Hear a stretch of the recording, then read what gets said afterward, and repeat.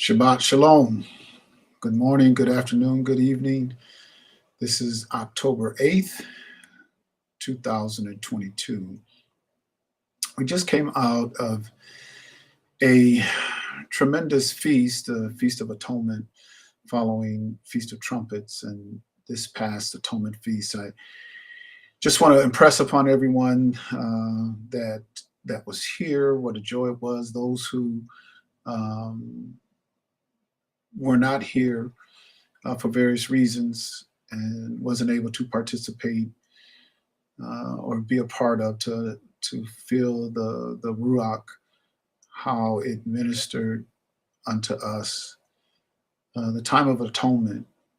And it wasn't, it is, but it wasn't a individual atoning or a request for atonement, as it was the full spectrum, the full picture of the atonement for the nation of Yasharal. That, what I experienced this past atonement, was at times very enlightening and overwhelming, because many times we focus just on ourselves. If you talk to a lot of people of faith and people who are um, the Christian church, is so individualized.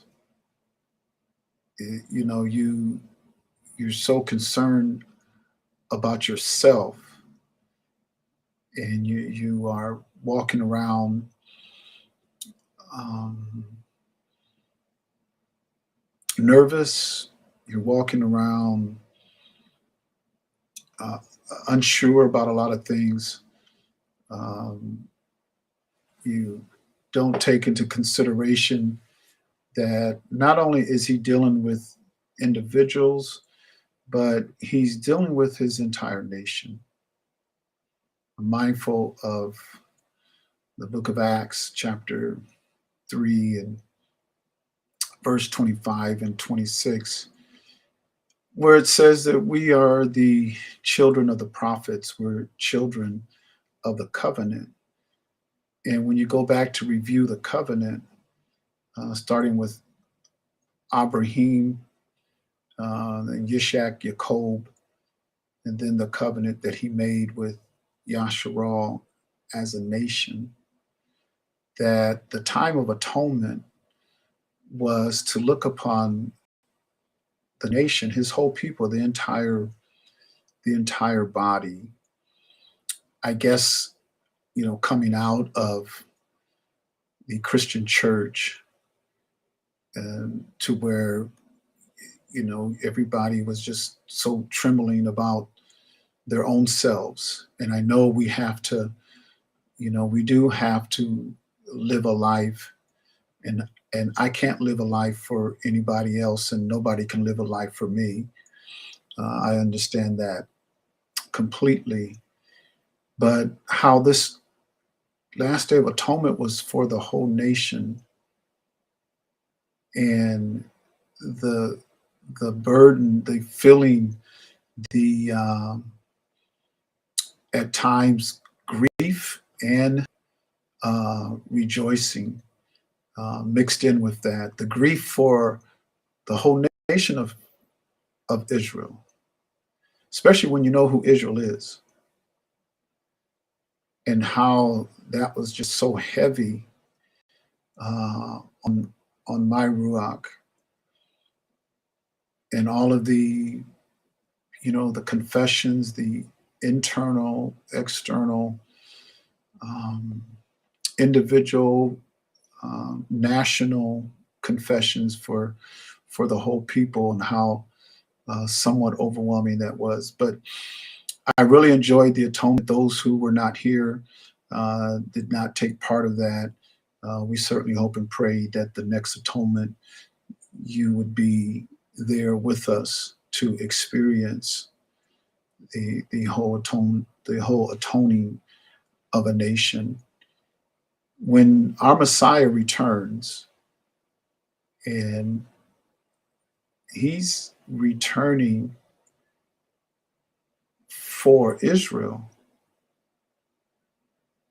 you don't hear this a lot, but he's returning for Israel. There's You can't get around the prophecy of the Bible, the holy sacred scriptures. You can't get around what had been written um, prior to our Messiah coming. And then once he came to confirm all those promises that were made prior to his coming.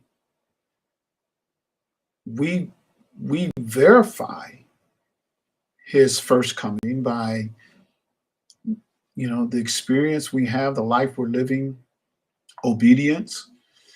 We repent. We're buried, immersed in water in his name. We're filled with the Ruach Hakodesh.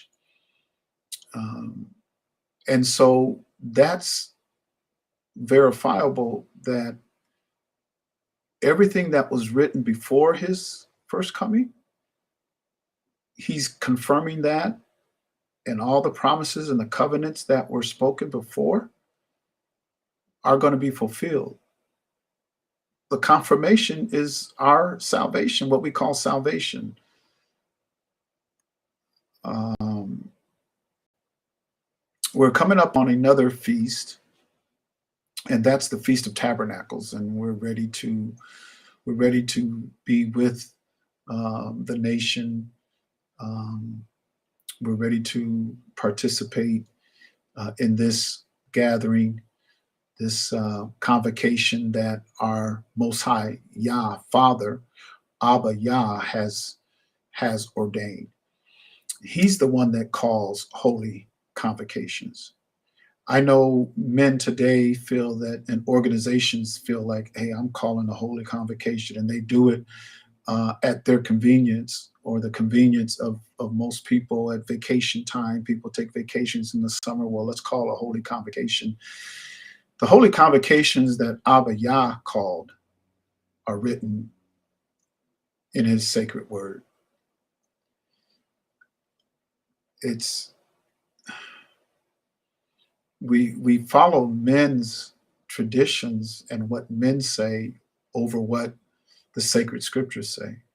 So the next holy convocation we have is that of tabernacles, and this is a holy convocation, a gathering, a mandatory meeting that was given to Yasharal, and it's going to be a gathering that is going to carry on into the future, uh, regardless of what the CC is saying. He's going to keep this Feast of Tabernacles uh, for generations to come. It's not going to end. So we're at this time of tabernacles. This is a joyous time. This is actually the birth of our Messiah. On the first day, I mean, the first day of the seventh month, you had the trumpet to wake people up, to warn people, to announce his first coming. You have the atonement, to the blood covering, to atone for the people, to prepare them for the Messiah that was coming, which on the first day of tabernacle, and then the eighth day, which is a high and holy day, the day of his circumcision. We're in the season at the time that our Messiah was born as a messianic Israelite, and walking in that faith. This is the time of the birth of our Messiah. So this is a joyous time. This is a celebratory time. This is a uplifting time. This is a time where we need to lift up our eyes into the hills from which cometh our help. Our help coming from the Most High Yah. He sent his Son to tabernacle with us, and that's what we're celebrating, is the tabernacling of the Most High Yah, the only begotten Son. It says in the book of Psalms, 40th chapter, and also in the book of Hebrews, the 10th chapter, he talks about a body was was prepared for me. He, the flesh, the body, and then we see the infilling of the Ruach Hakodesh, the spirit of Father Yah. He had the Ruach without measure. And so this is a time of celebration for us. This is our only hope. This is nobody else is coming. Nobody else is going to redeem us. Nobody else is going to gather us. When he returns the second time, he's returning not with blood to atone for us, but he's returning to gather us and to tabernacle with us and be our king. And so, as a Messianic Israelite, we celebrate this time, and we're looking forward to being with those of like faith. So, look for more of these to come. This is just a quick module. What we experienced at Atonement was more than words could express. And then what we're about to experience with the tabernacles is just an uplifting time. Looking forward to it, full of excitement and anticipation of being with Yasharal and all sojourners. And with that, I'm going to say Shabbat Shalom again to all the kings and the queens, the Hebrews, the Shebrews, all of those near and far, the 12 tribes, and all sojourners. We're going to say Shabbat Shalom to you.